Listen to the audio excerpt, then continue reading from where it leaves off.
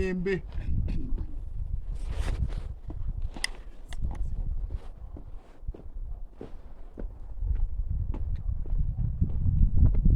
Unobva watonyora nekesi namba yacho kumusoro.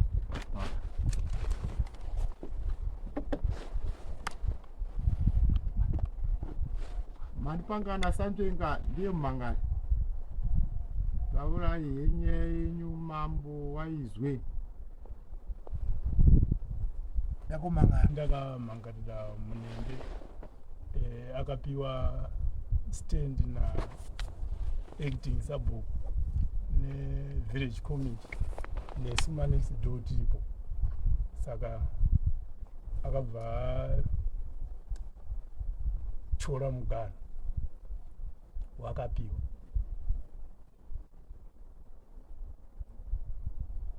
Musi wamakapiwa wacho makaratidzwa mugano. Takaratidza. Iye aripo. Imuripo. Isituripo. Vachora kuenda kwenyu. Vachora mugano wakapiwa. Kujamba. Kujamba mugano. Anga akapiwa ovhonisa dhiri kumusoro. Zvika wanyanya kuendesa kumusoro. Achibvazi unodzika mudzasi ndio muono wake. Ovhoneka iri kumusoro. Saka kumberi uko aibvazi haupfuuriba kuenda. Unoramba uri vapiwa mugano. Mugano komite yanga iripo nemanex doors tatipo. Saka ibhuku rani mutundu wedu. Asabhuku mutundu watiri aripo. Tisingapedzi nguva rega tipe sabhuku. Tipe nyaya yacho kuenda nepi sabhuku. Alright, ndinotoda chaizvo pamusoro yemukauri pamusoro idare nyaya ishuwa takaenda kugadzisa mugano waMunembe. Saka ini ndakazoona kuti dambudziko rakaitika ipapo ndisikatauri hakuti daida kuti zvitore nguva.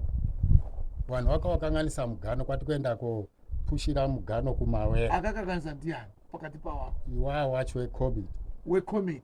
Wakapa mamusipo here. Ndandiripo ndakadaidza kutaurawo ndibva ndaona kuti ndingokuriwa.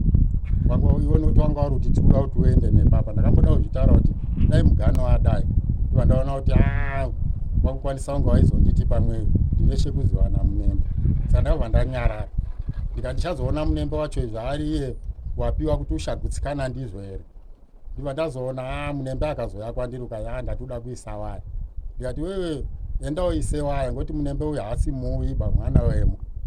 Ndikati enda uisewo paunoona kuti pangorimika pangoita. Noti pawakapa pacho pari pabawere pakadai. Ndo pakapiwa meno Munembe wacho aripo. Aibva kwasara kudonaka. Saka kwakanaka uku ndiko tati kuti dai kubva anga achovherawo zvekudonaka kungozoita kuti kana mudhumeni akauya unopfega mako.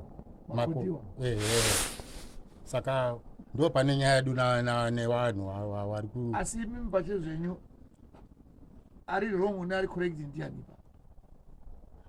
Pavanhu apa.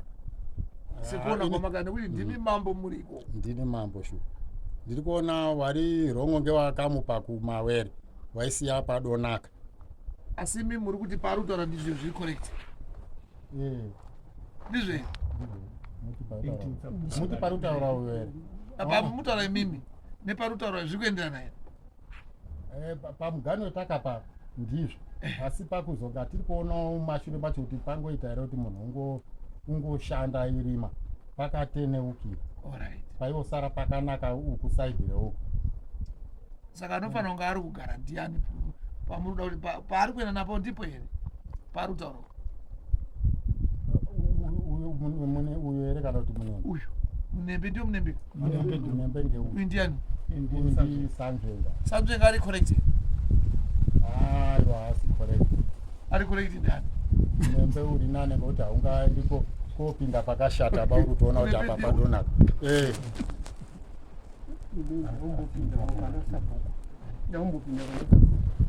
Sabhuku kesu yedu yataura apa ndeyekuti maamuripo ndimi munyaya muripo nekomiti yenyu. Mibva maona kuti zviri kuitwa ngekomiti hazvina kuita mushe. Imi mobva mati regai tipfuye zvakadaro. Ndindorekere komiti iumbe hayo zvinhu zvichazomuka mangwana. Ivo sevanhu vari kuti ndipo tiri kuda. Ini ndakaona kunga ndikamira ndega ndiwatiregerai. Ndinenge ndiriita kunga ndiri kuvaomesera. Aiwa Sabhuku. Imini Sabhuku nimi mutungamiriri wekomiti. Nimi mutungamiriri wenzvimbo. Mukamaona kuti apa zviri kuitwa nekomiti zvinozomutsva futi mutauro mangwana. unofanira kutaura kaipapo public nekomiti apa mamire zvakaita ngeaya saka ngatiite so kuitira kuti mangwana zvireke kuone mutauro nekuti ndimi baba kai ndanga ndigona kudaro muri kutaura chokwadi pamunobabera asi ine ndakaona seunga inini ndandega ndakuaitira chisimba ngapha ndikuti babawa makahla kuzofambirwa kana neusiku nekuti makahla kuti ndava ndega ndikada kupinimidza pane vanhu ava vanondifambira neusiku asi mutemo makaona chaiwo uri palo kuti ichi chakamira so ichi chakamira so sanjenga munembe saka makamaona kuti komiti yangu ndikada kuinunudziraka pane akasina kumira mushaka but sabu saka isusu manje toda kuziva kuti mulembe nasanjenga makapuhwa sei ngano yenyu iri kutaurwa inasabu komiti yenyu munayo here baba yamakanga muinayo musi wacho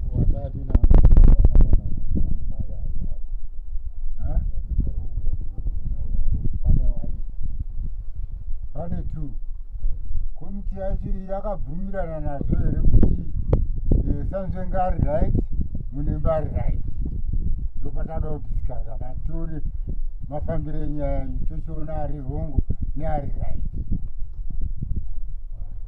komiti yakati kutawa pakuri nani saka seutaura kwangu kwandaita kuti ininiwo ndakasawa ndineka kuti wadaro ngenyi kuwandira uku kumawerewo saka ndakasara ndine question mark kuti dai wamupawo kukudonaka kwacho saka uyu akabva azoenda kotora kudonaka kwacho saka zviva zvarwadza ava mati akaenda kotora nzvimbo yakanaka ndemunembe kwakanaka kwacho sanjenga akabva aroverwa kumatsangi no ikoko hakusimbori kwemunhu bange kwasabhuku kumusoro ndikwenyu sabhuku saka inga pakajeka andisa meno iwana sanjenga ndiwo ari kuti kwaituda nzira yekunga tusoenda kugomo kumombe kudii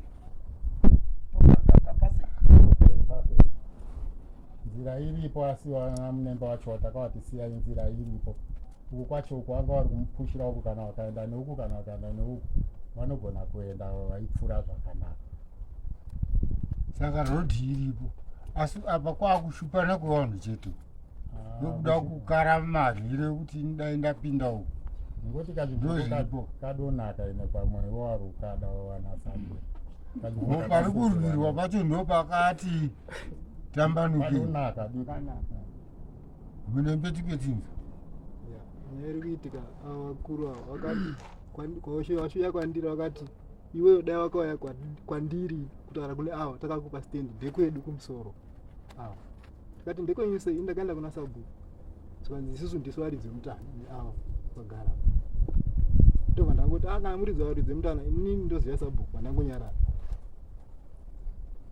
ndosaka vazokwanisa vakazouya vachizovakazoita ndosama vatasvika kuno sabhuku maizvanyataura hanzi uyo akati ndepake mugari chidza chepo nemugari wepo mukuru ndiani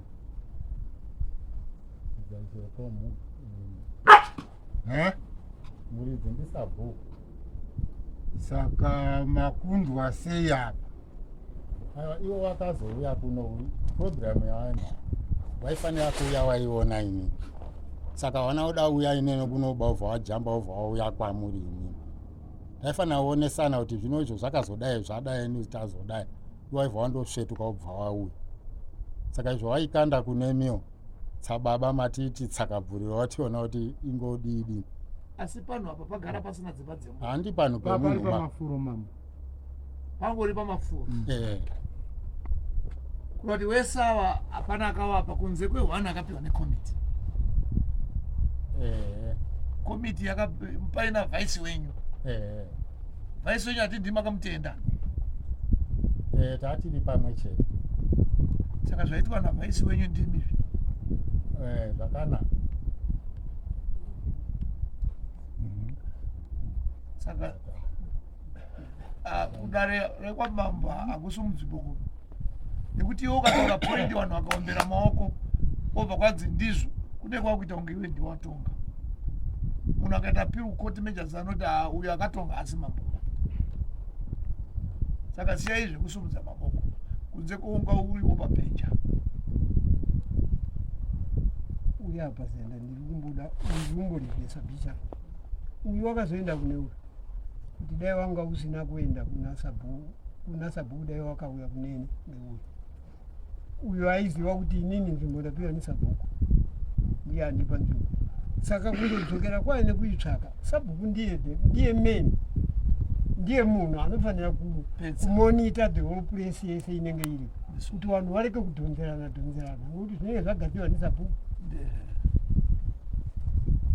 apa sabhuku akuda kuchinja kuti no ndaona unge apa ndakasha vanhu komiti yenyu haitambiri mari kwadhiei imimi mudhii munozivikanwa saka imimi zvinotaurwa nekomiti yenyu munogona kuzviramba mozopa pekugumisira mutongo wacho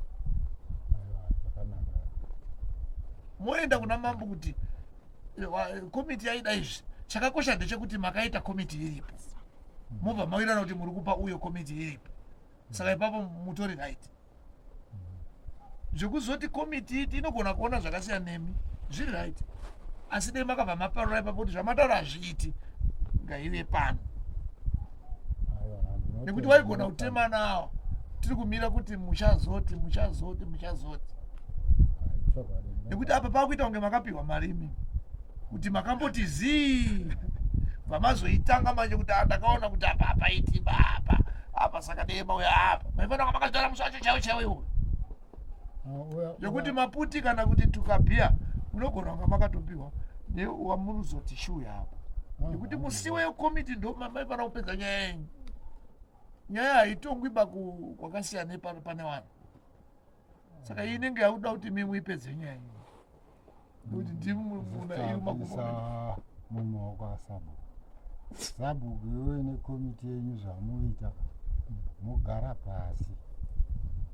magara pasi mochienzanisana kune vanava pamakaisa nzvimbo yemugano ngaurambe undori ipapo musachinje ndokuti ukwazoita matombo sezvakaita pano muri kuona pano pane matombo asi tarisa pane madhumbe pane bhanana pane nzimbe saka mweya iweyo manje hatisi kuda pa imimi modzokera newana mogadzirisa remangwana hatidiba kunzwa muchitaura bopoto rekuti ndekuti pakazoita matombo paita mawere aiwa munhu anochera kwelevhu rikawoita umba yake waka chitsaki chake waka munda wake ndekuti wapada ndizvo ba kuti vanhu vasakane saka vanhu venyu edzokai mogadzirise ndimi wasapokani wasakane endai mogadzirise ipapo